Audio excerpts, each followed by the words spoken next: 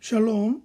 오늘은 부활주의 다섯째 주일이 지난 5월 11일 월요일 아침입니다. 오늘도 부활의 기쁨과 능력이 여러분들의 삶 속에 넘치기를 간절히 원합니다. 먼저 찬송 간곡 부르겠습니다. 새 찬송가 490장 주여 지난밤 내 꿈에.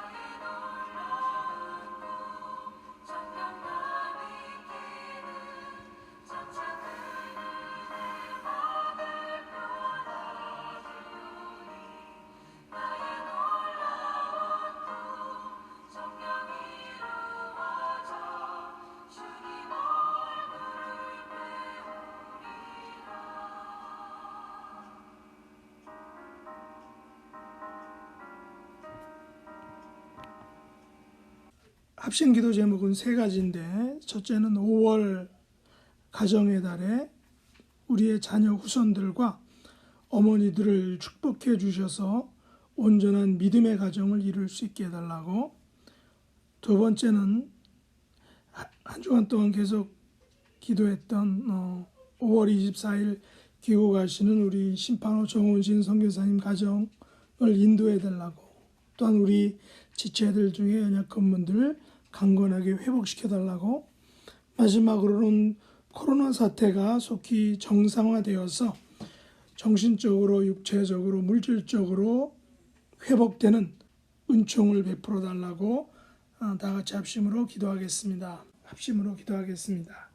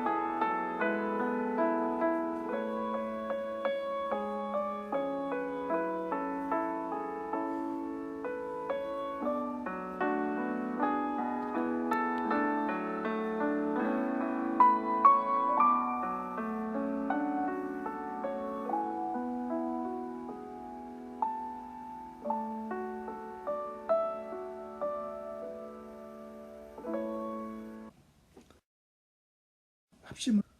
오늘 묵상할 말씀은 스가랴서 9장 1절로 17절 말씀입니다. 오늘 본문 중에서 9절로 17절을 읽고 말씀을 묵상하도록 하겠습니다. 9절입니다. 시온에 따라 크게 기뻐할지어다. 예루살렘에 따라 즐거이 부를지어다. 보라, 내 왕이 내게 임하시나니 그는 공의로우시며 구원을 베푸시며 겸손하여서 나귀를 타시나니 나귀의 작은 것 곧 나귀 새끼니라.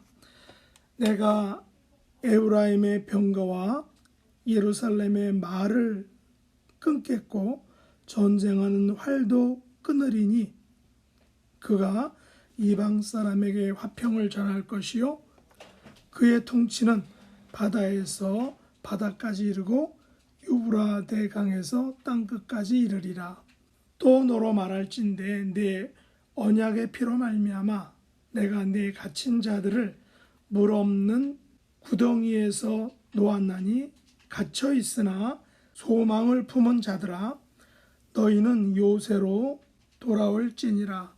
내가 오늘도 이르노라. 내가 내게 갑절이나 갚을 것이라.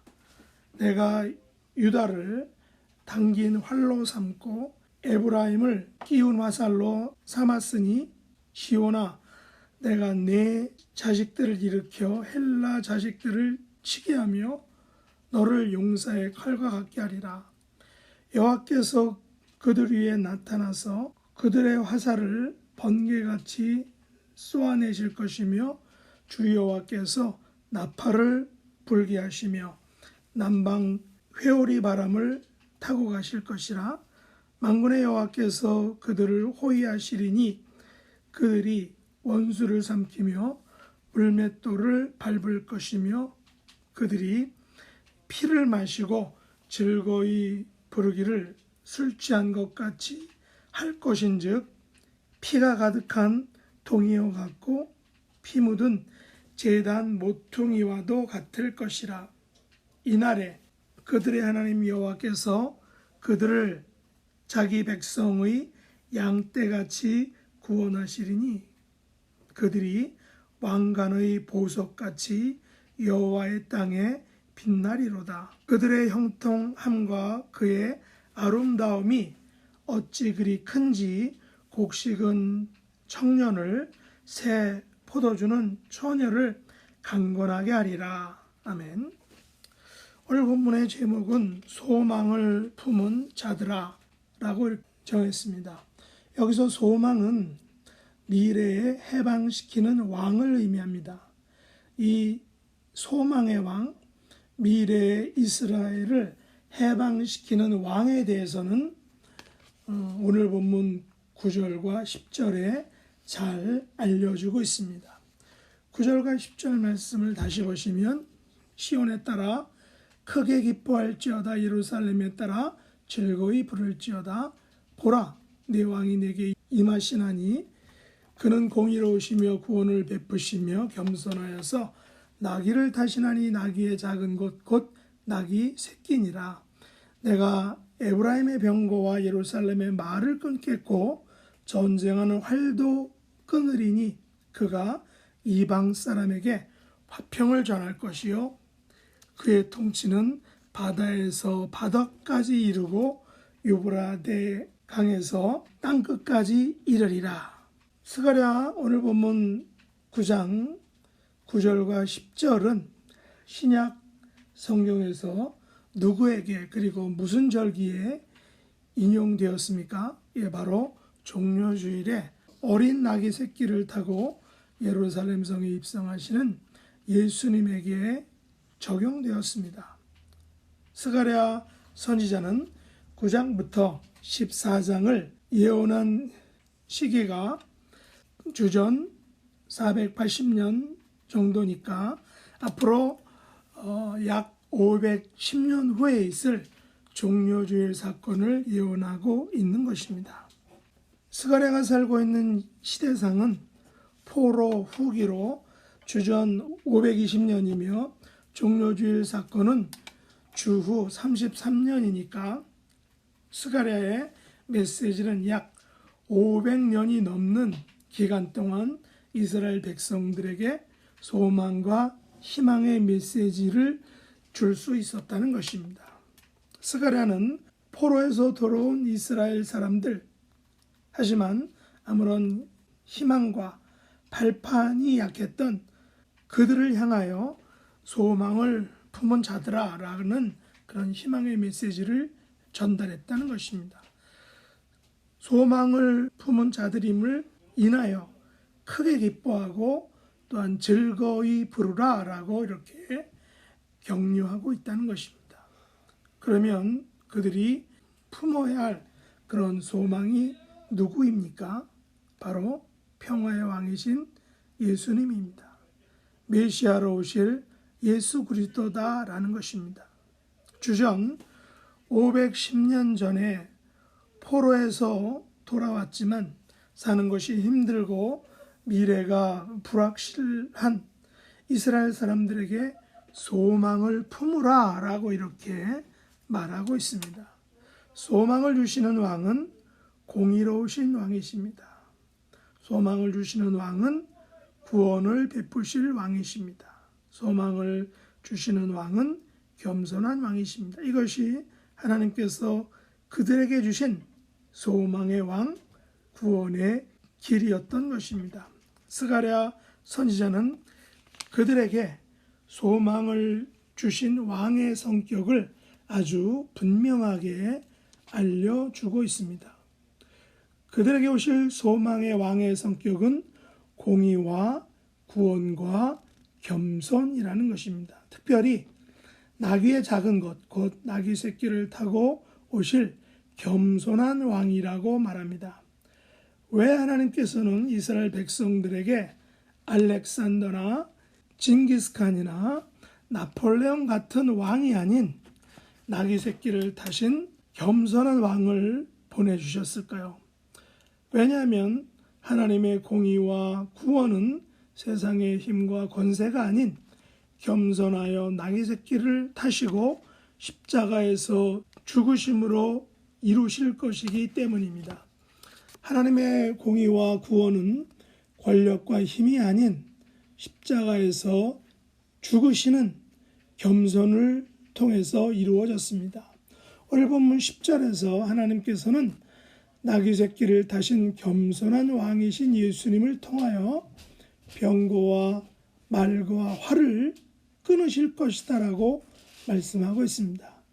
평화의 왕이신 예수님을 통하여 바다에서 바다까지, 유브라데 강에서 땅 끝까지 통치하실 것이다 라고 말씀하십니다.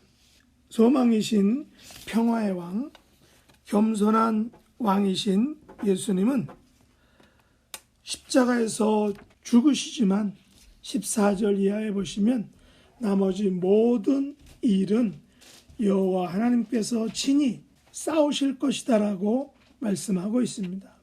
16절에서 하나님은 그들을 자기 백성의 양떼같이 구원하시고 그들을 왕관의 보석같이 여호와의 땅에 빛나게 해주신다 라고 말씀하십니다.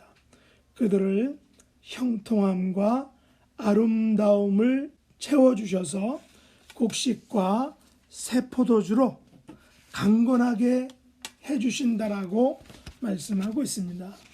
오늘 이 말씀을 우리의 삶 속에 적용하겠습니다. 오늘날 우리는 강력한 힘과 돈과 혹은 잔머리로 세상을 지배하고 통치하려고 합니다. 이 같은 세상적 방법은 이미 예수님 그 이전부터 실행되어져 왔습니다. 아니, 지금도 이런 세상적인 방법으로 세상을 지배하려고 합니다. 하지만 이 같은 방법은 그때나 지금이나 모두 실패하였다라는 것입니다. 오직 나귀 새끼를 타신 겸손한 왕, 평화의 왕이신 예수님께서 십자가를 지심으로 또 죽으심으로 하나님의 공의와 구원을 이루셨다는 것입니다. 예수님의 십자가의 사랑으로만이 세상의 병거와 말들과 활을 끊을 수 있다라는 것입니다. 예수님의 십자가의 방법만이 바다에서 바다까지, 유브라데 강에서 땅끝까지 통치할 수 있다라는 것입니다. 우리는 자신과 가정과 교회와 세상을 과연 무엇으로 통치하고 있나요? 세상의 방법입니까? 아니면 나귀를 타신 겸손과 평화의 왕으로 오셔서 십자가에서 죽으신 예수님의 방법입니까?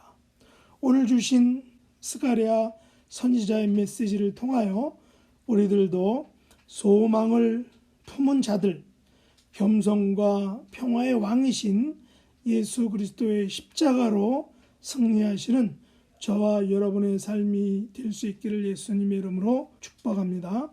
기도하겠습니다. 하나님 아버지, 세상은 병거와 말과 활들을 가지고 세상을 다스리려 했지만 모두 실패하고 말았습니다. 하지만 나귀 새끼를 타고 겸손과 평화의 왕으로 오신 예수님께서 십자가에서 죽으심으로 온 세상을 다스리시고 통치하셨습니다. 저희들도 세상의 방법이 아닌 예수님의 방법으로 승리하는 하나님의 복된 자녀들이 될 수 있도록 은총 베풀어 주옵소서. 예수님의 이름으로 간절히 기도드립니다. 아멘. 하늘에 계신 우리 아버지여, 이름이 거룩히 여김을 받으시오며 나라의 임하옵시며 뜻이 하늘에서 이룬 것 같이 땅에서도 이루어지이다.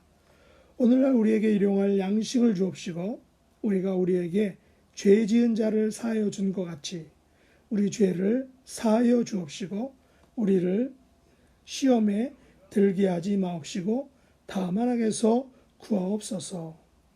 대개 나라와 권세와 영광이 아버지께 영원히 싸움나이다. 아멘.